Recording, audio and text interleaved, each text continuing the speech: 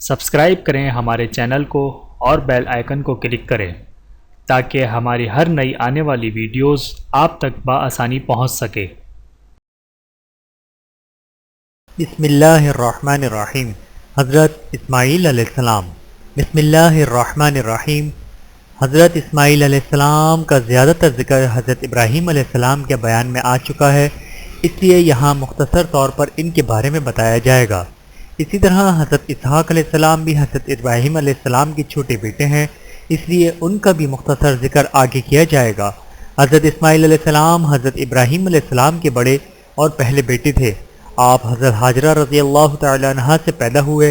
حضرت ابراہیم علیہ السلام کی عمر 75 سال ہو گئی تو آپ نے اللہ تعالیٰ سے دعا کی، اے میرے پروردگار مجھے نیک بیٹا عطا کر۔ اللہ تعالیٰ نے آپ کی دعا قبول کی، آپ کو ایک بردبار بیٹی کی خوشخبری سنائی۔ آپ کے پیدا ہونے سے پہلے ایک فرشتے نے حضرت حاجرہ کو بشارت دی، اے حاجرہ مبارک ہو، تمہارے ہاں لڑکا پیدا ہوگا، جب وہ پیدا ہو تو اس کا نام اسماعیل رکھنا۔ حضرت ابراہیم علیہ السلام جب مصر سے شام واپس آ گئے تو حضرت اسماعیل علیہ السلام پیدا ہوئے۔ بشارت کے مطابق آپ کا نام اسماعیل رکھا گیا۔ اسماعیل دو کلموں کا مجموعہ ہے، اسما اور ایل۔ عبرانی زبان میں اس کا مطلب ہے اے اللہ میری دعا سن لے۔ بعض علماء نے اطاعت گزار اور فرمانبردار کے معنی بھی لکھے ہیں۔ قرآن کریم میں آپ کے بارے میں فرمایا گیا کہ اسماعیل وعدے کے سچے نبی اور رسول تھے۔ وعدے کے پکا ہونے کی صفت آپ میں بہت زیادہ موجود تھی۔ لوگوں میں آپ صادق الوعد مشہور تھے۔ ایک شخص سے آپ نے وعدہ کر لیا کہ جب تک تم آؤ گے میں یہیں تمہارا انتظار کرتا رہوں گا۔ وہ شخص 3 دن تک نہ آیا، اس کے بعد آیا تو آپ اسی جگہ اس کا انتظار کر رہے تھے۔ آپ میں یہ وصف ایک تو اس لیے تھا کہ آپ اللہ کے رسول اور نبی تھے، دوسرے اس لیے بھی تھا کہ آن حضرت صلی اللہ علیہ وآلہ وسلم کو آپ ہی کی آل سے پیدا ہونا تھا۔ صحیح مسلم کی روایت میں ہے، ابراہیم کی اولاد میں سے اللہ تعالیٰ نے اسماعیل کو چن لیا۔ حضرت اسماعیل علیہ السلام حجاز عرب کے پیغمبر ہیں۔ ہمارے پیغمبر صلی اللہ علیہ وآلہ وسلم کے جد اعلیٰ ہیں۔ آپ کو ابراہیمی شریعت دے کر نبی جرہم کی طرف بھیجا گیا۔ آپ وعدے کے بہت پکے تھے۔ اسلام میں وعدہ پورا کرنے کی بہت تاکید آئی ہے۔ اللہ تعالیٰ فرماتے ہیں پورا کرو عہد کو، بے شک عہد کی پوچھ ہوگی۔ پارہ 15 رکوع 4۔ علماء نے لکھا ہے اس عہد میں سب طرح کے عہد داخل ہیں، خواہ اللہ سے عہد کیا جائے یا بندوں سے، شرط یہ کہ کوئی عہد خلاف شرع نہ ہو۔ اللہ کے احکامات پر عمل کرنے کی مثال دیکھیے کہ جب حضرت ابراہیم علیہ السلام آپ کو قربان کرنے کے لیے آئے تو آپ خود ہی والد محترم کے سامنے لیٹ گئے۔ جس طرح آپ اللہ کے احکامات پر عمل کرتے تھے اسی طرح لوگوں کو بھی حکم کرتے تھے۔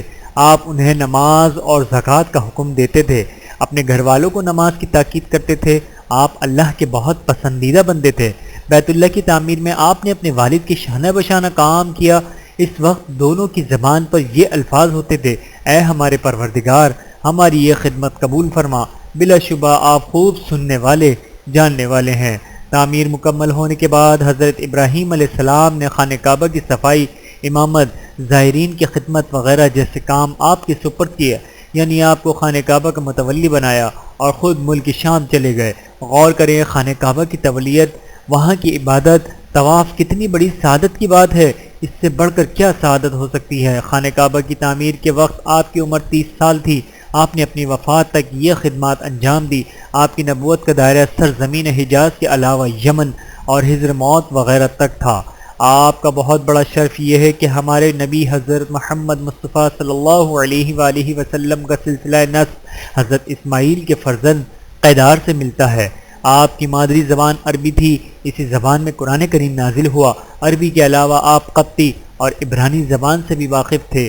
آپ کو یہ شرف بھی حاصل ہوا کہ آپ کی وفات مکہ معظمہ میں ہوئی۔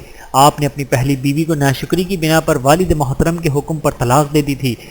دوسری شادی دالہ بنت مزازہ سے ہوئی، ان سے 12 بیٹے اور 1 بیٹی پیدا ہوئی۔ ان میں سے قیدار کی نسل سے آپ صلی اللہ علیہ وآلہ وسلم پیدا ہوئے۔ مورخین نے لکھا ہے یہ 12 کے 12 حضرات اپنی اپنی قوم کے سردار تھے، ہر ایک نے اپنی اپنی جگہ الگ الگ بستیاں بسائیں۔ ان سب کی اولاد اس قدر بڑھی کہ حجاز سے نکل کر شام، عراق اور یمن میں پھیل گئی۔ آپ نے 137 سال کی عمر میں وفات پائی۔ آپ کو اپنی والدہ حضرت حاجرہ رضی اللہ تعالی عنہ کے پہلو میں کعبۃ اللہ کے صحن میں دفن کیا گیا۔ صدق اللہ العلی العظیم۔ ویڈیو دیکھنے کا بہت شکریہ۔ مزید ویڈیوز دیکھنے کے لیے ہمارے چینل کو سبسکرائب کریں۔ اگر ویڈیو پسند آئے تو لائک کریں۔ اچھی بات کو دوسروں تک پہنچانا صدقہ جاریہ ہے۔ جزاکم اللہ خیرا کثیرا۔ اپنا اور اپنے پیاروں کا بہت زیادہ خیال رکھیے گا اور مجھے دعاؤں میں یاد رکھیے گا۔ Take care. اللہ حافظ۔